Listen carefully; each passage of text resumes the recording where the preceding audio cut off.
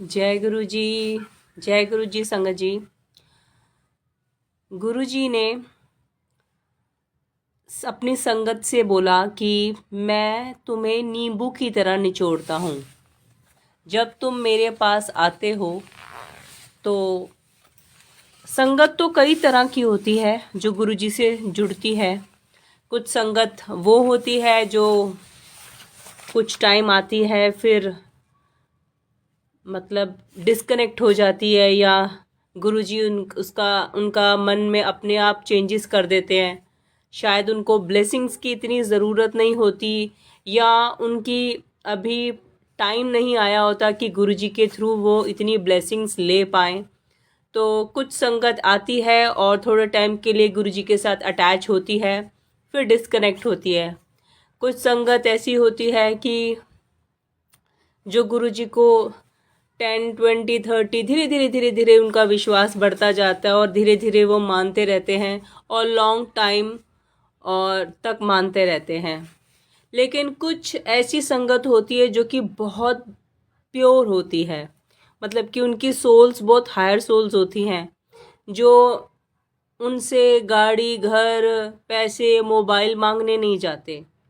उनको किसी भी चीज़ से कोई लेना देना नहीं होता। ना उनको अपनी हेल्थ के लिए कुछ बोलना है, ना उनको पैसे चाहिए, ना उनको बिजनेस चाहिए, ना उनको शादी का कोई इशू, ना उनको कोई बच्चे चाहिए। मीन्स वो डिफरेंट वर्ल्ड के होते हैं। मीन्स वो जो इस धरती की सुखों से ऊपर उठ चुके होते हैं, जिनको प्रभु मिलन की आस होती है, जो भगवान को पाना चाहते हैं, जो मोक्ष को पाना चाहते हैं, जो परमात्मा से जुड़ना चाहते हैं।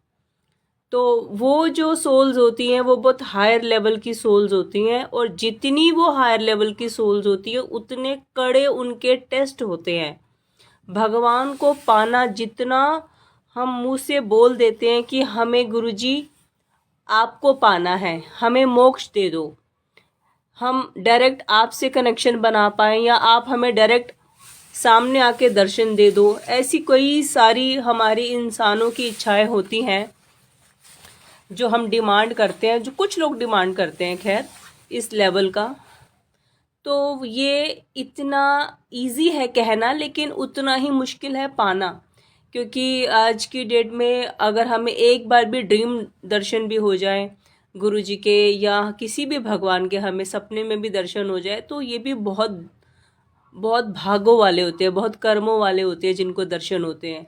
और वो लोग जो गुरुजी को इन चीज़ों से उठकर पाना चाहते हैं, निष्काम भावना से सिर्फ प्रभु भक्ति में लग जाते हैं, तो उनके लिए गुरुजी ने बोला है कि मैं उनको नींबू की तरह निचोड़ता हूँ।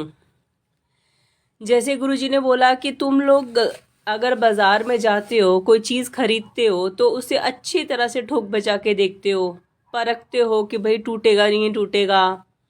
तो मैं भी ऐसे अपने भक्त को परखता हूँ कि ये मुझसे कितना लगाव करता है। गुरुजी टेस्ट लेते हैं, और वो टेस्ट ऐसे होते हैं कि आप खुद ही इल्यूजन में पड़ जाओगे कि हम भगवान को चुने, हम या हम छोड़ दें। ऐसे ऐसे टेस्ट होते हैं, आप भ्रमित हो जाएंगे, क्योंकि ये रास्ता इतना कठिन है। गुरुजी ने बताया कि अगर तुम्हें मुझे पाना है डायरेक्ट, अगर तुम मेरी तरफ आना चाहते हो तुम अपने सिर मुझे दे दो। तो ये अपने आप में ही बहुत बड़ी बात है कि तुम्हारे साथ इस लेवल की चीज़ें होंगी कि जहाँ पे अगर सिर ही हमने गुरुजी को दे दिया तो समझो नियर टू डेथ एक्सपीरियंसेस हो सकते हैं आपको, या आप खुद ही सोचोगे कि मैं मरी जाऊं, कि ये ज़िंदगी में इतने दुख कैसे आ गए। मैं तो गुरुजी आपको मानता हूँ, मैं तो आपको आपसे मांग रहा था, मैं तो आपकी इच्छा कर रहा था, मैंने तो ये सब चीज़ें जगत की ये सब चीज़ों को छोड़ दिया था। अब मैं आपके द्वारे लग गया, पूरा आपको मांग रहा हूँ, सिर्फ आपकी इच्छा लग रहा, और आपने मुझे इतने दुख दे दिए, इतने टेस्ट दे दिए। तो ये जर्नी उन लोगों के लिए है, इसलिए ये जर्नी में इतने दुख आएंगे, इतने दुख आएंगे। लेकिन अगर आपने एक एक इम्तिहान अपने पास करते गए तो फिर समझिए कि मोक्ष के द्वार आपके लिए खुले हुए हैं। गुरुजी ने बोला मैं आपको नंगी तलवार पे चलाऊंगा। हो सकता है आपको भूखा रहना पड़ जाए, घर में खाने को ना मिले, हो सकता है आपको आपके जितने भी अच्छे लोग आपके साथ जुड़े हुए हैं, घर परिवार के या बाहर के, आप अच्छा कर रहे हैं, वो आपको बिना बात पे इतनी इंसल्ट करके चले जाएंगे, बिना बात पे आपको दुश्मन समझने लग जाएंगे। ऐसे ऐसे एक्सपीरियंस, मतलब कि डिफरेंट, एकदम अजीब, कि ये क्या हो रहा है अचानक से, ये एक्सपीरियंसेस हो जाते हैं जिसमें इंसान खुद ही समझ में नहीं आता कि करे तो करे क्या, कहाँ जाए, किसको बोले। बस फिर वो रोता है भगवान के आगे दहाड़े मार मार कर। जब वो रोता है, जब उसके आंसू निकलते हैं, तो वो और डिस्कनेक्ट होता है। वो तो एक घर गाड़ी पैसे मोबाइल से डिस्कनेक्ट हुआ था ना, तो फिर वो दुनियावी प्यार जो है, हमने जो पाल रखा होता है कि मेरा भाई, मेरी बहन, मेरी माँ, मेरा बेटा, मेरी पत्नी या मेरा पति, या मेरी इज्जत, मेरी सेल्फ रिस्पेक्ट, ये सब चीज़ें निकालनी होती हैं। ये तब निकलती है जब आपको अगर आपकी रिस्पेक्ट, आप में हर इंसान चाहता है कि भैया मेरी रिस्पेक्ट यू, ऑफ कोर्स कोई भी नहीं चाहेगा कि मेरी इंसल्ट हो। तो ये चीज़ों से निकालने के लिए सबसे पहले एक तो फर्स्ट स्टेप आता है ईगो। ईगो से हम भरे हुए होते हैं, तो हमारी जब कोई इंसल्ट करके चला जाता है, थोड़ी सी ईगो डाउन होती है, थोड़ी सी, बहुत माइनर सी।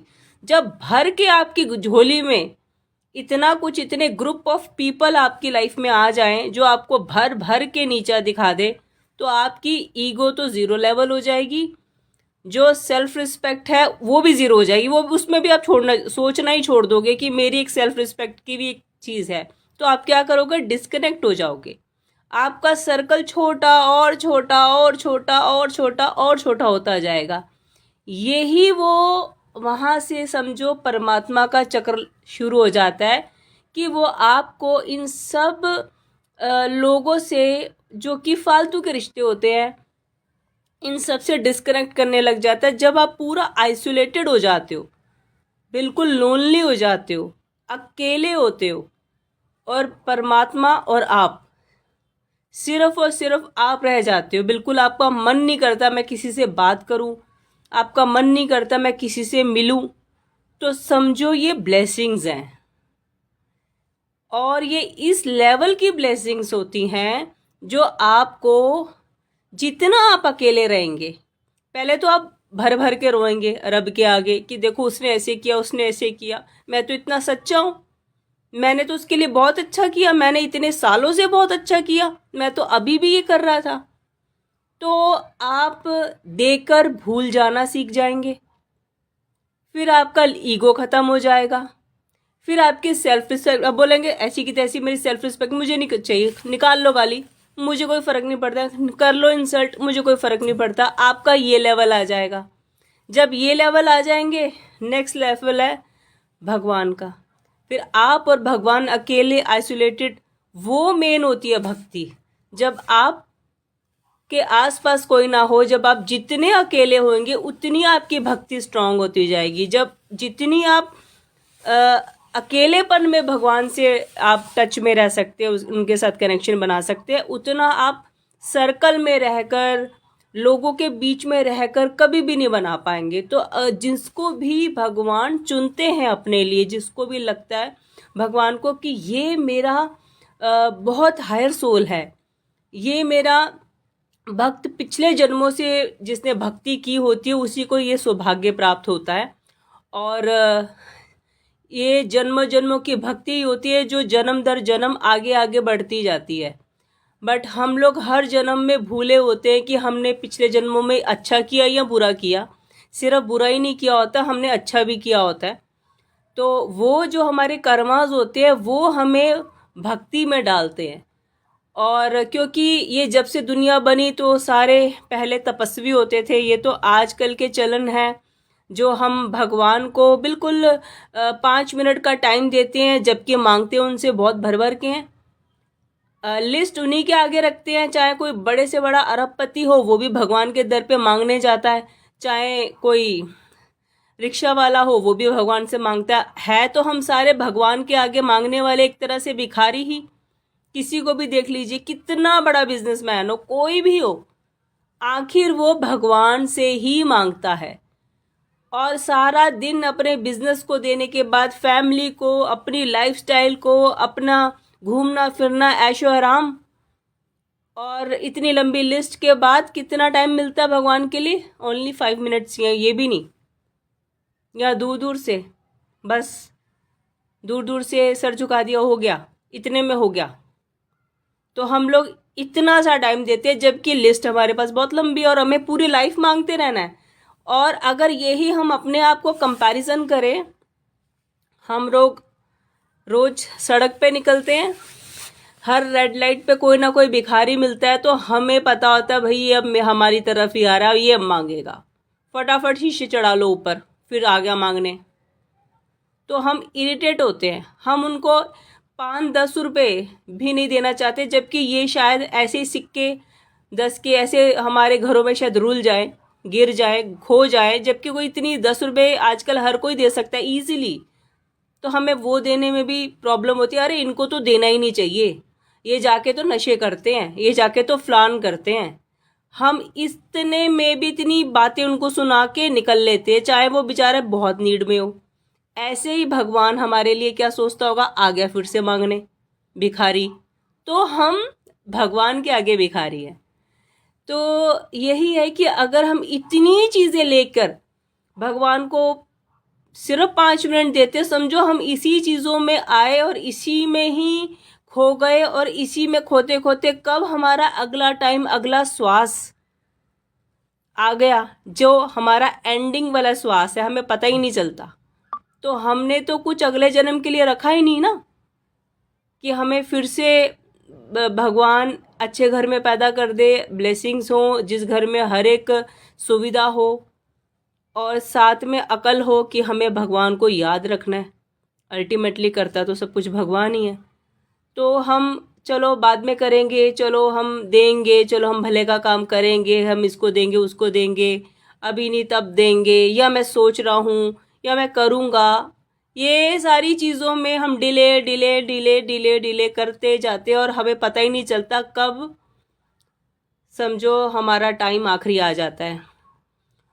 इससे पहले कि हम ऐसी स्टेज पे पहुँचे, क्योंकि हमें ये किसी को नहीं पता होता कि हमारा लास्ट श्वास कौन सा है, क्योंकि हमें सालों की काउंटिंग में ज़िंदगी नहीं मिलती, हमें श्वासों की काउंटिंग में ज़िंदगी मिलती है।